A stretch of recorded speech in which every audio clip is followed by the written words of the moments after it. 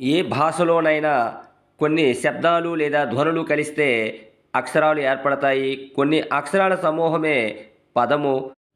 ఆ పదాలు తప్పులు లేకుండా ఎలా రాయాలి? వాటిలో ఉండే దోషాలు ఏమిటి? అనే విషయాన్ని గురించి ఈ వీడియోలో తెలుసుకుందాం. పదదోషాలు రెండవ భాగం. మహాప్రాణాలకు బదులుగా అల్ప ప్రాణాలు రాయడం. అంటే మహాప్రాణాలు ఖ, ఛ, ఠ, థ, ఫ, ఖ, ఝ, ఢ, ధ, భ అంటే ద్వితీయాక్షరాలు చతుర్థాక్షరాలు అయినటువంటి వర్గాక్షరాలలో బదులుగా వర్గాక్షరాల్లో ప్రథమాక్షరాలు అంటే ఖ, చ, ట, త, ప అలాగే తృతీయాక్షరాలు అంటే గ, జ, డ, ద, బలు రావడం అన్నమాట.